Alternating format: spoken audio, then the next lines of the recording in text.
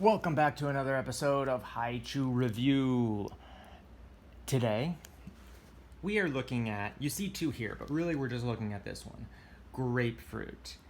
Now, this episode could go either way. It's a big mystery because we've seen grapefruit sour before. The sours have been on the American market for a couple years now with grapefruit. Interesting I mean, it makes total sense that if they're releasing a sour line of chews, that grapefruit would be one of them, but there's also lemon and lime.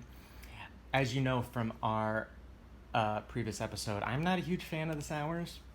I think they were a bit of a departure from Morinaga, and just the texture of kind of the sour portion in the middle is just a very different, almost chalkier texture, which kind of takes away of that hard, dense chew that we love from haichu. The operative word in haichu is chew, and Morinaga in the 50s developed haichus as an alternative to chewing gum, because chewing gum in Japanese society at the time was considered uncouth.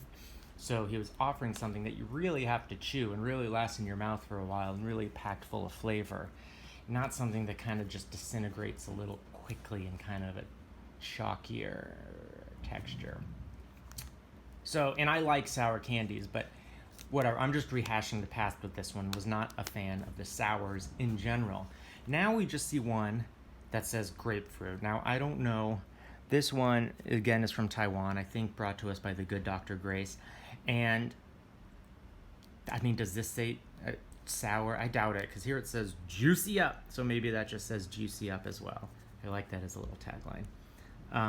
But there's nothing here, to my eyes, to indicate that it is a sour flavor, in which case I'm very curious. But if it isn't just like the haichu American sour, I'll be disappointed, and I'll consider this whole episode one big failure. So the tension is killing me, as I'm sure it's killing you, so I'm just gonna dig right into this.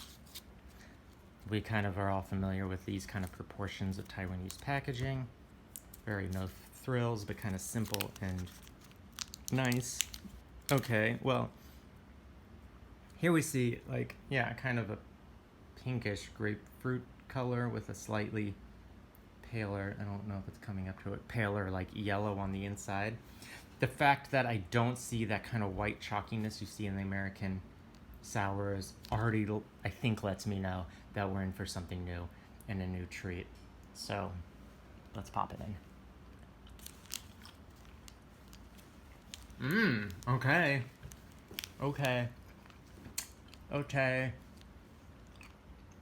Grapefruit.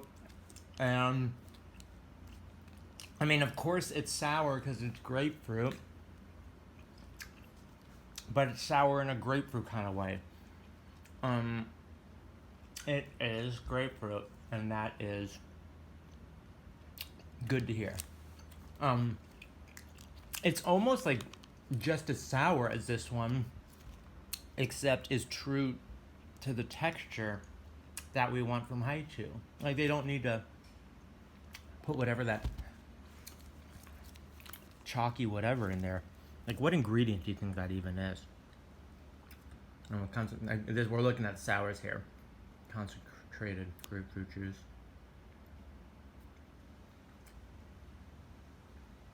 Who knows what chemistry they get to make that kind of, but whatever, I'm getting on a tangent. This is good. It is grapefruit. That's the best thing I can say about a haichu flavor, is if the flavor itself tastes like the fruit. Now, of course, a real grapefruit is like way more like, kind of strong and sour, but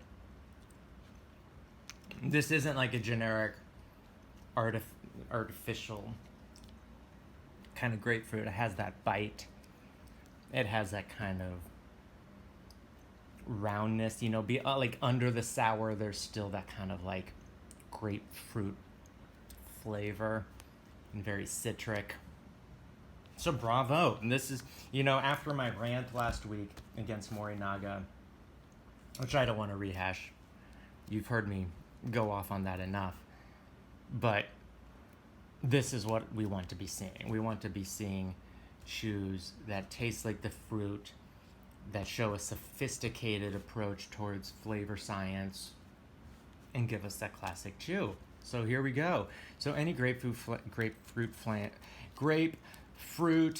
fans, look out for this flavor. Since it's a Taiwanese flavor, you may even be able to find it in some of the like Chinese or Korean supermarkets in the States, because often when they bring in their imported flavors, they tend to be the Taiwanese ones.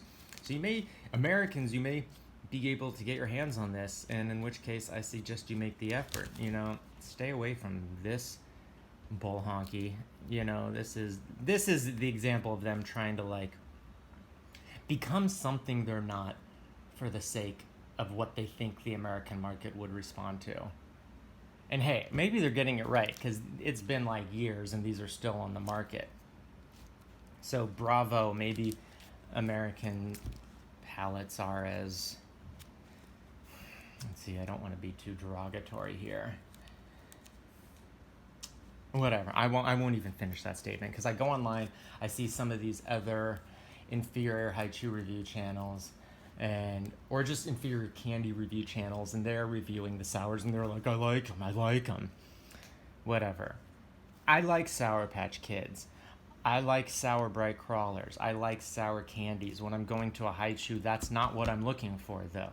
It's not even a haichu. If you're changing the texture, you're becoming something different. Call it something different.